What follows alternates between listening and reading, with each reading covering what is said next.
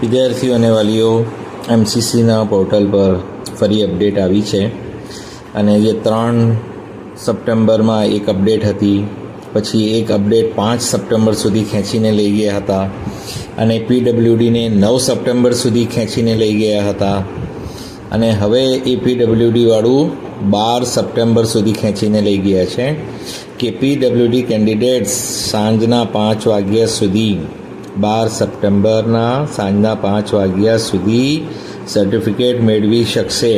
એટલે તે પછી એ ચોઈસ કરશે. હા, એટલે આ રાઉન્ડ ડિલે થઈ રહ્યું છે એમસીસીનું અને નવું શેડ્યુલ હજુ સુધી આવ્યું નથી. જૂના શેડ્યુલમાં 12 સપ્ટેમ્બરે રિઝલ્ટની ડેટ હતી કે ચોઈસ ફિલિંગ 5 થી 9, 10, 11 પ્રોસેસ અને 12 સપ્ટેમ્બરે રિઝલ્ટ. તો 12 સપ્ટેમ્બરે અહીંયા તો પીડબ્લ્યુડીને સર્ટિફિકેટ આપે છે. એટલે આ જેમ જેમ એમસીસીનું લંબાશે તેમ તેમ આપણા સ્ટેટનું પણ લંબાશે. 3 વખત એમસીસીએ શેડ્યુલ આપ્યું, ત્રણેય ફેલ થઈ ગયું. હવે 4થી વખત આપશે. તે હવે જોઈએ સ્ટેટનું શું આપે છે અને સેકન્ડ રાઉન્ડમાં કેટલી કોલેજો આપણી ત્યાં વધે છે. બરાબર, આ ચેનલ સાથે જોડાયેલા રહો. જ્યાં સુધી એમસીસીનું ફી સ્ટ્રક્ચર શું કહે છે, એમસીસીનું